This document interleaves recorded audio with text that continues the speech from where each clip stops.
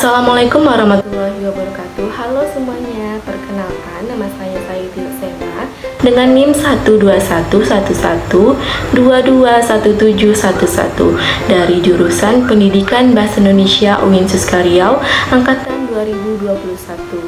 Video ini dibuat sebagai tugas ujian tengah semester mata kuliah Administrasi dan Supervisi Pendidikan yang dosen pengampunya adalah Bapak Ripi Hamdani MPD.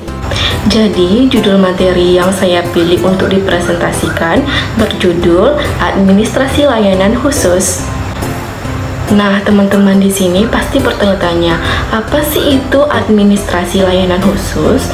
Administrasi layanan khusus adalah administrasi dalam dunia pendidikan yang memberikan layanan secara khusus atau suatu usaha yang tidak secara langsung berkenaan dengan proses belajar mengajar di kelas, tetapi secara khusus diberikan oleh sekolah kepada para siswanya agar mereka lebih optimal dalam melaksanakan proses belajar. Administrasi layanan khusus di suatu sekolah merupakan bagian penting dalam manajemen berbasis sekolah atau MBS yang efektif dan efisien.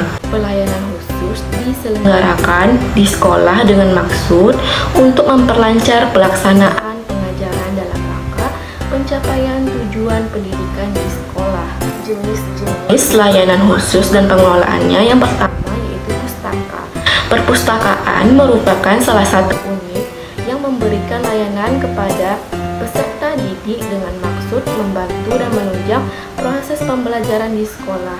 Perpustakaan sekolah adalah perpustakaan yang tergabung pada sebuah sekolah dikelola sepenuhnya oleh sekolah yang bersangkutan dengan tujuan utama membentuk sekolah untuk mencapai tujuan khusus sekolah dan tujuan pendidikan pada umumnya. Fungsi perpustakaan sebagai fungsi pendidikan, fungsi informasi, fungsi rekreasi, fungsi penelitian, fungsi penyaluran hobi, dan fungsi penanaman rasa tanggung jawab. Proses pengolahan bahan pustaka terdiri dari 5 proses.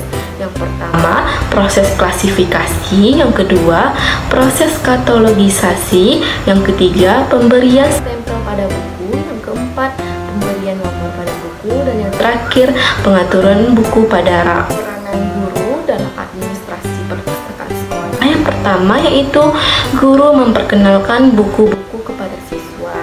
Yang kedua, guru memilih buku-buku dan bahan-bahan pustaka lainnya yang akan dibeli. Yang ketiga, guru mempromosikan perpustakaan baik untuk pemakaian maupun pembinaannya. Yang keempat, guru mengetahui jenis dan menguasai kriteria-kriteria umum yang menentukan baik buruknya suatu koleksi, dan guru mengusahakan agar siswa aktif membantu perkembangan perpustakaan.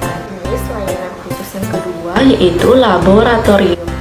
Secara sederhana, laboratorium dapat diartikan sebagai suatu tempat di mana dosen, mahasiswa, guru, siswa, dan orang lain melaksanakan kegiatan kerja ilmiah seperti praktikum, observasi, penelitian, demokrasi, dan pembuatan model-model dalam rangka kegiatan belajar mengajar. Nah, laboratorium ini ada juga jenis-jenisnya. Yang pertama, menurut bidang studi, misalnya laboratorium kimia, fisika, PMP, dan lain sebagainya.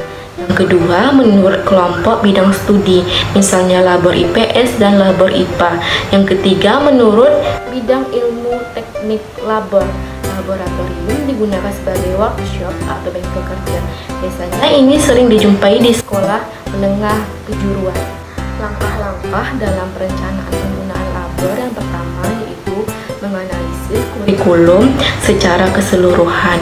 Yang kedua, menentukan bobot taksonomi pokok bahasan. Yang ketiga, mengembangkan materi dari pokok bahasan. Yang keempat, mengembangkan desain instruksional. Yang kelima, menempatkan bagian dari materi pokok bahasan yang memerlukan laboratory work. Yang keenam, peralatan yang akan digunakan. Yang ketujuh, penetapan langkah-langkah dalam pengajaran. Layanan khusus yang ketiga yaitu UKS atau Usaha Kesehatan Sekolah. Usaha Kesehatan Sekolah atau sering disingkat dengan UKS merupakan salah satu sarana untuk meningkatkan kemampuan hidup yang sehat, yang pada selanjutnya akan meningkatkan derajat kesehatan peserta didik secara optimal. Tujuan khusus UKS adalah agar peserta didik memiliki ilmu pengetahuan tentang kesehatan, sikap dan keterampilan untuk melaksanakan prinsip hidup sehat, serta peningkatan kesehatan di sekolah, di rumah tangga, maupun di lingkungan masyarakat. Sehat di sini meliputi dari fisik, mental, maupun sosial, memiliki daya tangkal terhadap pengaruh buruk, penyalahgunaan narkotika, obat, dan bahan berbahaya, alkohol, rokok, dan sebagainya. Peranan guru dalam UKS antara lain adalah yang pertama, guru memberikan pelajaran pendidikan kesehatan kepada siswa. Hal ini dapat dilakukan oleh guru pendidikan jasmani maupun oleh guru kelas. Yang kedua, guru melaksanakan pemeriksaan rutin terhadap siswa, yaitu sekali seminggu. Yang ketiga, guru melakukan pemeriksaan berkala sesuai dengan kartu menuju sehat, yaitu sekali 4 bulan. Layanan khusus yang keempat yaitu kafetaria sekolah. Kafetaria, warung kantin sekolah pada awalnya didirikan bukan hanya mempertimbangkan unsur bisnis semata, tetapi lebih daripada itu. Keberadaan kafetaria, warung, kantin sekolah diharapkan mampu menyokong kelancaran proses belajar mengajar dari sisi keperluan akan makanan bagi siswa. Administrasi kafetaria, warung, kantin sekolah harus menjaga kebersihan masakan yang dijadikan kepada para siswa. Tempat yang digunakan juga harus menjadi pertimbangan utama karena kebersihan dapat menjauhkan penyebaran hama penyakit. Makanan yang disediakan hendaknya makanan yang bergizi tinggi, memiliki vitamin-vitamin yang diperlukan siswa pada umumnya. Harga makanan-makanan hendaknya dapat dijangkau atau sesuai dengan kondisi ekonomi siswa. Mengupayakan agar kafetaria, warung, kantin sekolah tidak memberikan layanan dan kesempatan kepada para siswa untuk dapat berlama-lama atau nongkrong. Kondisi ini akan menyokong munculnya perilaku negatif pada siswa. Layanan khusus yang kelima yaitu sarana ibadah. Adanya sebuah layanan sarana peribadahan di sekolah sangatlah menunjang proses pembelajaran karena pembelajaran bisa dilakukan di mana saja, termasuk salah satunya adalah di rumah peribadahan. Adapun layanan rumah peribadahan yang biasanya ada di sekolah adalah masjid dan gereja. Layanan khusus yang keenam yaitu asrama sekolah. Bagi peserta didik, khususnya jenjang pendidikan menengah dan pendidikan tinggi, terutama bagi mereka yang tempat tinggal jauh dari sekolah, diperlukan asrama. Manfaat dari layanan asrama sekolah yaitu tugas sekolah dapat dikerjakan dengan cepat dan optimal, terutama jika berbentuk tugas kelompok. Jika di antara peserta didik mengalami kesulitan, misalnya kiriman orang tua terlambat, dapat saling membantu satu sama lain. Dapat meringankan kecemasan dari orang tua terhadap putra-putrinya. Merupakan salah satu cara untuk mengendalikan tingkah laku remaja yang kurang baik. Sikap dan tingkah laku dari peserta didik dapat diawasi oleh petugas asrama dan para pendidik. Layanan khusus yang ketujuh yaitu koperasi. Koperasi adalah organisasi ekonomi yang dimiliki dan dioperasikan oleh orang seorang demi kepentingan bersama.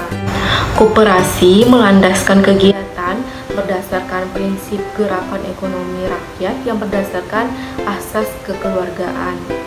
Unsur-unsur dalam koperasi adalah sebagai berikut. Yang pertama, perkumpulan koperasi bukan merupakan perkumpulan modal atau bukan akumulasi modal, akan tetapi persekutuan sosial. Yang kedua, sukarela untuk menjadi anggota, netral terhadap aliran dan agama. Yang ketiga, tujuannya mempertinggi kesejahteraan jasmaniah anggota-anggota dengan kerjasama secara kekeluargaan. Koperasi yang ada di sekolah terbagi menjadi dua bagian, yaitu koperasi sekolah dan koperasi siswa. Koperasi sekolah adalah koperasi yang dikembangkan di pihak sekolah, baik pada jenjang sekolah dasar, jenjang sekolah menengah SMP atau SMA, yang dalam pengelolaan dan pengembangannya melibatkan guru dan personalia sekolah. Sedangkan koperasi siswa atau bisa disingkat KOPSIS adalah koperasi yang ada di sekolah, tetapi pengelolaan dan pengembangannya dilakukan dan melibatkan peserta didik. Dan kedudukan guru di dalam KOPSIS yaitu sebagai pembimbing saja. Layanan khusus yang ke-8 yaitu transportasi. Sarana transportasi bagi peserta didik merupakan sarana penunjang untuk kelancaran proses belajar mengajar. Peserta didik akan merasa aman dan dapat datang atau pulang dengan waktu yang tepat. Transportasi yang disediakan oleh pihak sekolah sangatlah diperlukan terutama bagi peserta di tingkat prasekolah, tingkat pendidikan TK atau PAUD dan sekolah dasar. Transportasi yang disediakan oleh pihak sekolah sangatlah diperlukan terutama bagi peserta didik di tingkat prasekolah, tingkat pendidikan TK atau PAUD dan sekolah dasar SD. Penyelenggaraan transportasi sebaiknya dilakukan oleh sekolah yang bersangkutan atau pihak swasta. Penyelenggaraan transportasi sebaiknya dilakukan oleh pihak sekolah yang bersangkutan atau pihak swasta. Jadi keterlibatan guru dalam administrasi layanan khusus ini sangatlah penting, terutama di perpustakaan, asrama sekolah, UKS maupun koperasi. Nah, itu tadi presentasi dari saya tentang administrasi layanan khusus. Semoga ada manfaatnya bagi kita semua. Saya mohon maaf bila ada kata yang kurang berkenan di hati. Sekian, wabillahi taufiq wal hidayah. Wassalamualaikum warahmatullahi wabarakatuh.